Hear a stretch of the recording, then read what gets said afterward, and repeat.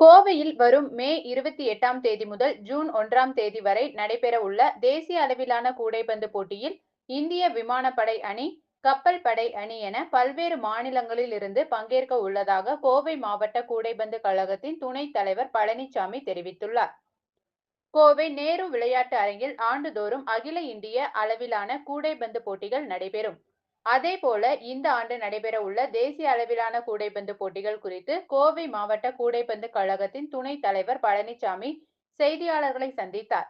அப்போது பேசிய அவர், 58வது ஆண்கள் மற்றும் பெண்கள் பங்கேற்கும் கூடைப்பந்து போட்டிகள் வரும் மே 28ஆம் தேதி முதல் ஜூன் 1ஆம் தேதி வரை நடைபெற உள்ளதாகவும், இதில் தமிழகம், கர்நாடகா, கேரளா, டெல்லி உள்ளிட்ட பல்வேறு மாநிலங்களிலிருந்து வருமான வரி அணி, இந்திய கப்பல் படை அணி, இந்திய விமானப்படை அணி என 8 அணிகள் பங்கேற்று விளையாட உள்ளதாக தெரிவித்தார். மேலும் ஆண்கள் மற்றும் பெண்கள் பிரிவில் வெற்றி பெறும் முதல் அணிக்கு ரூபாய் 1,00,000 மற்றும் நாச்சிமுத்து கவுண்டர் சுழற் கோப்பையும், 2ஆம் பரிசாக ரூபாய் 50,000 மற்றும் மகாலிங்க கோப்பையும், 3ஆம் பரிசாக ரூபாய் 20,000 மற்றும் சிறப்பாக விளையாடும் வீரருக்கு விருதுகளும் வழங்கப்பட உள்ளதாக தெரிவித்தார். கோவை மாவட்ட கூடைப்பந்து கழகம் ஆண்டுதோறும் நடைபெறுகின்ற 58வது நாச்சிமுத்து கவுண்டர் கோப்பைக்கான அகில இந்திய போட்டியும், சிஆர்ஐ பம்ப் நிறுவனங்களினுடைய சிஆர்ஐ கோப்பைக்கான 22வது அகில இந்திய கூடைப்பந்து போட்டிகளும் வருகின்ற 28ஆம் தேதி முதல்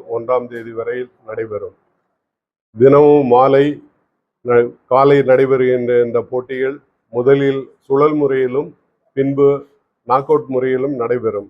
1ஆம் தேதி என்று நடைபெறுகின்ற இறுதிப் போட்டியிலே வெற்றி பெறுகின்ற அணிகளுக்கு நாச்சிமுத்து கவுண்டர் கோப்பையும் 1,00,000 ரூபாய் பரிசுத் தொகையாகவும் வழங்கப்பட இருக்கிறது.